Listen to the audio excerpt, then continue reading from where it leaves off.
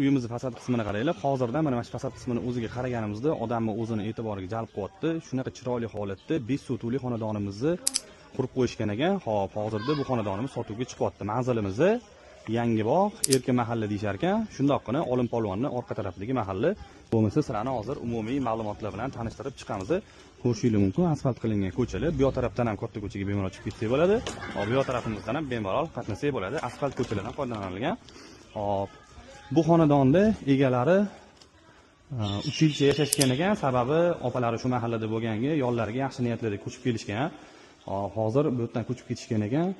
O'sha hamma qarindosh urug'li o'zligiga yaqin shu ittifoqmi qaysidir taraflarda bo'lgani uchun hammalik o'sha yoqqa chiqib ketishgan ekan. Ko'rishingiz mumkin, mana bu yoqda darvozaxonamizdan shunday kirib kelganimizda bemalol bu holatida hozir 3 ta mashina joylasanglar ham bo'ladi. Undan tashqari bizda bu yoq tarafda yozgi oshxona qilishga ham sharoitlari bor. Xohlasanglar yozgi oshxona qilasizlar, xohlasanglar faqat tapchanni o'zidan foydalanishingiz mumkin. Hop, o'sha paytda ko'rolmay yashashganligida bu yoqqa mana mikrokliniklar qilib, chiroyli holatda sharoitlar qilib qo'yishgan ekan. Bizda hovlimizni umumiy 5 sotuv kadastri bo'yicha, lekin yarim sotuv mana shu tarafdan zahvati bor deb aytibdilar. Uni yana telefon qilganda to'liq ma'lumot kelib ko'rib olsanglar bo'ladi. Bizda bu yoqda 5 ta xona, undan tashqari hol bor ekan, bitta katta hol. Hozir umumiy kirganimizda videoni uzmasdan to'liq ma'lumot beraman. Bu yoqda bizani oshxonamizda tashqariga qilingan, i plus tashqi sanuzel joylab ketilgan ekan. Hop, bo'lmasa sizlarni umumiy obzor bilan xonadonning ichlarini tanishtirib o'taman. Hop, ozgina yoyilib turganiga e'tibor bermaysizlar. Sizlar kelganinglarda xudo xolasa chiroyli holatda hammasini bartaraf qilingan bo'ladi. Xonadonga kiradigan bo'lsak, hamma narsasi yaxshi holatda saqlab qolingan. Bu yoqda ichki bir ikkita jihozlari bor ekan. U jihozlarni ham klientlar bilan o'sha kelishganda kelishib turib, kelishuvga asosan berib yuboramiz deb aytibdilar. Kirdi, mana shunaqa chiroyli holatda remont qilingan 5 ta xona ketma-ket, aynan mana shu holdan hammasiga tarqasak bo'ladi. Bo'lmasa, birinchi xonani ko'radigan bo'lsak, mana kirish qismimiz. Kirish qismidan umumiy mana obzor ko'rishingiz mumkin. Bu yoq tarafdan boshlaymiz.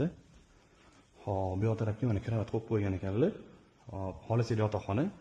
Rangidan ko'ryapman, detskiy xonaga mo'ljallanganga o'xshayapti. Bu yoqda mana kattalarni spandisini ko'rishingiz mumkin. Pardalari bilan turibdi. Hop, shunaqa ikkita mayda mebellar bor ekan, endi uni o'zingizlar kelganda gaplashib olsanglar bo'lar ekan. Bitta, yana bitta yotoqxonamiz. Tushunishim bo'yicha bu yoqda 4 ta yotoqxona, bitta mehmonxona ekan. Mana ko'rishingiz mumkin. Umumiy sanuzelimiz. Bu yoqda divan kreslo qo'yib bemalol mana bu yoqga televizor kranshtayn turibdi.